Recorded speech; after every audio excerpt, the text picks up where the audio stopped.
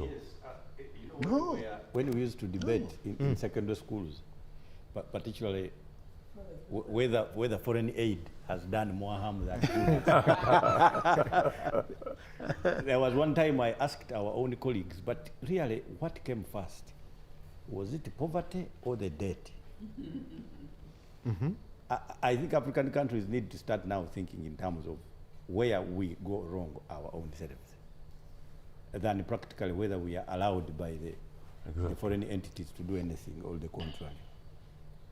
In terms of the Common Market Protocol, by the way, progress is being registered. However, obviously, as countries debate, there are matters that were reserved as annexes. And when you look at the Common Market Protocol, Article 13 and 14, land is one of them. Partner states would want to take their own independent decisions on matters to do with the land. Why? They think some countries are so small that they want to reach out to their own land. Others are still thinking in terms of, now when you are looking at political federation, for example, as the fourth limb of integration, that includes ceding power. Yes. But we have leaders in Africa that don't want to cede power, in East Africa particularly. Some are the same leaders for long, others are the same parties leading the countries for long. For example, like Tanzania. Others are the same families, like in Kenya. So nobody leaves. Sorry, Timothy, so but they fundamentally, no, Mbidde, before you leave that point of political federation, yes. You see, the very virtue of the fact that you go and sign the Treaty of East African Community, you know the principle of good faith. I know. Pacta sunt Servanda, yes. The principle of good faith. You are already, as you are putting your signature on that treaty, you are basically also ceding sovereignty. Part of your sovereignty is going. That is theoretical, Professor. Here in Uganda, it's academic. It is academic. Actually, Prof, we have to. Prof, everything has to be informed by theory. When you look Professor at our constitution, allow him by finish. theory. Yes. let me Real run this politics point. is different. Yes, it is completely different. No, Alan, Here in Uganda, Alan has joined the bandwagon now of the practice thing. Here in Uganda, Yes, Honorable Mbidde. the principle of pacta sunt servanda, respecting treaty obligations, has even been reduced into the constitution. It is part of Objective 27. And when you look at the amended constitution, Article 8, capital A, stipulates that Uganda shall be run on the principle of respect for treaty obligations. Yes. Now, one of the treaties that we have, you look at the African Charter on Human and People's Rights and the protocol that establishes the court. Yes. That protocol requires Uganda to deposit a declaration under Article 34, Clause 6, to allow Ugandans to use the African Court. It is not there.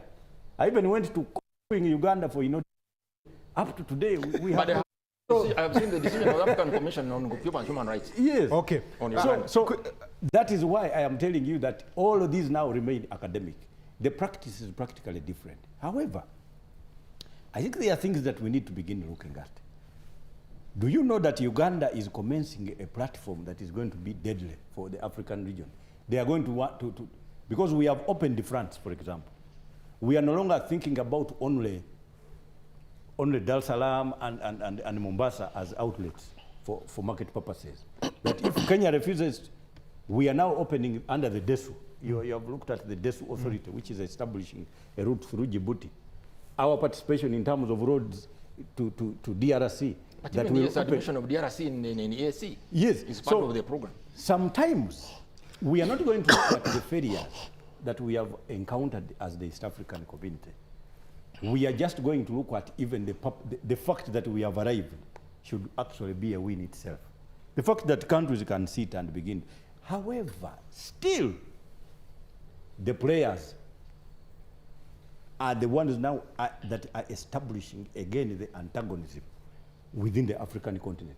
For example, what is the problem between Uganda, Rwanda on one part, and the Congo DRC? If, for example, factors and combinations, the United States is deleted, these countries can solve their own problem. Thank you. Yes. Quick comment, I go to Alan. Yes, so just a quick comment. I think I just wanted to back what Professor Walunya said, that we are focusing a lot on the politics. If you focus a lot on the politics and on the military and the wars, you might actually think the UN has not done much. But indeed, when you talk about rights, women's rights, children's rights, cultural rights, so many of these things, climate change, all those SDGs, there's a lot that has come in, and of course it has come with commensurate funding.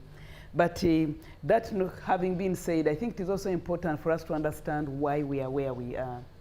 I think we tend to think that people are ready to leave Africa there so that it is able to develop.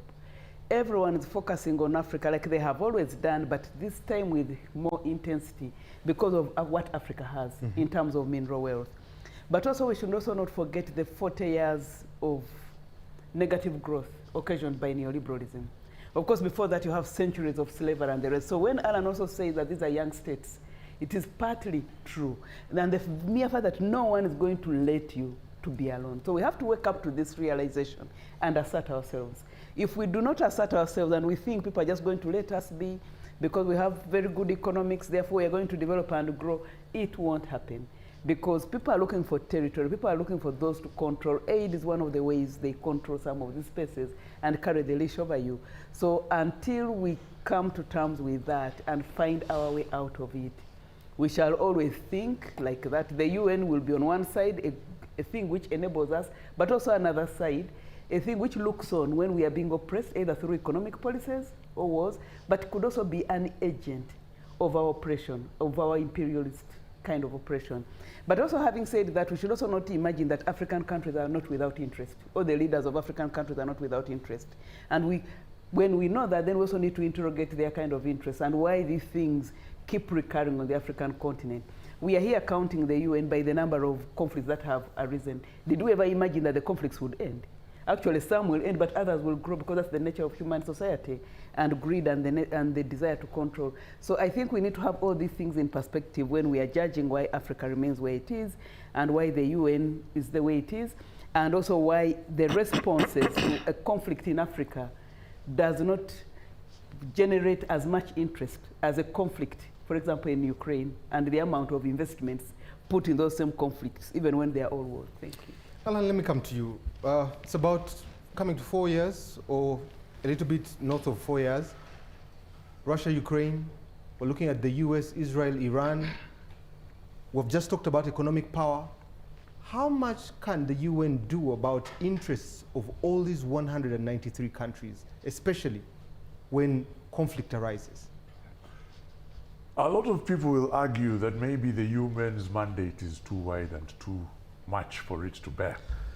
And it does all the nice things that the Professor Salih references, but then there is also this other mandate that that's a burden in so many respects on it. Because again, with due respect to the UN, when was the last time it fixed a conflict? When was the last time it ended one? When you have what is obviously veto paralysis, a situation where if one of the countries with veto powers doesn't like a decision by the United, it will veto it.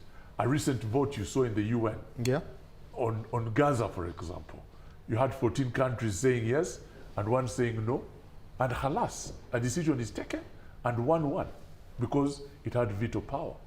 And this is why there are arguments for the reform, same way we are arguing for the reform of the international financial architecture that favors countries that are not African. You're basically saying, and by the way, the UN is struggling financially.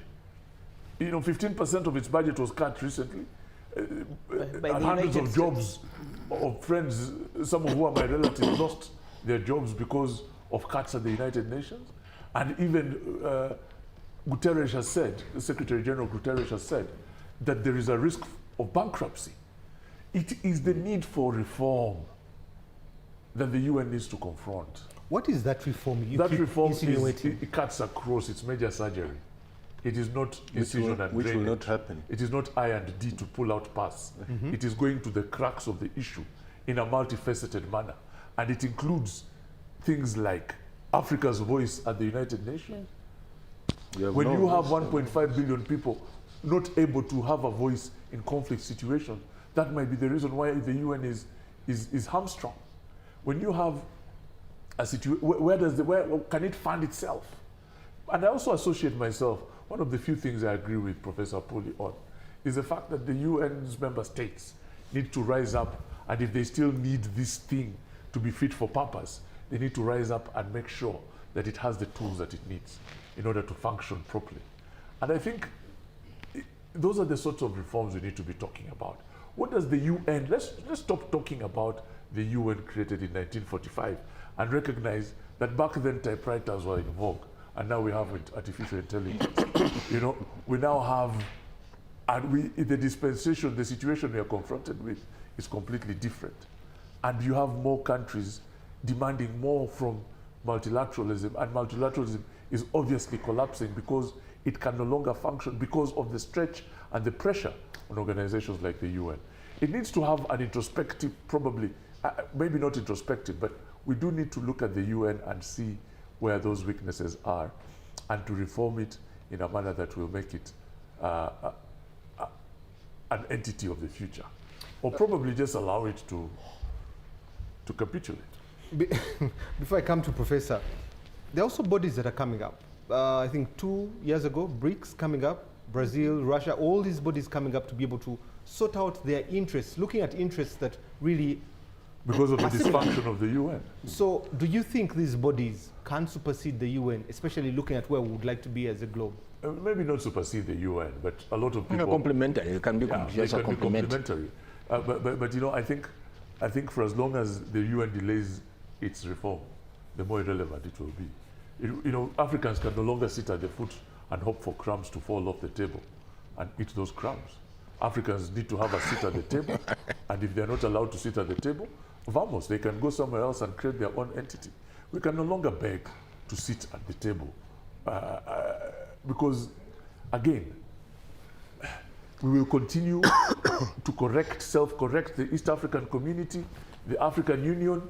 We shall continue to, you know, the decision taken in Kigali in 2016, where 0.2% of revenue from imports will go into strengthening the African Union. These are achievable. We just need to wake up to that reality and to recognize the fact that your neighbor doesn't want you to watch TV through the window. They don't want to let you into the house.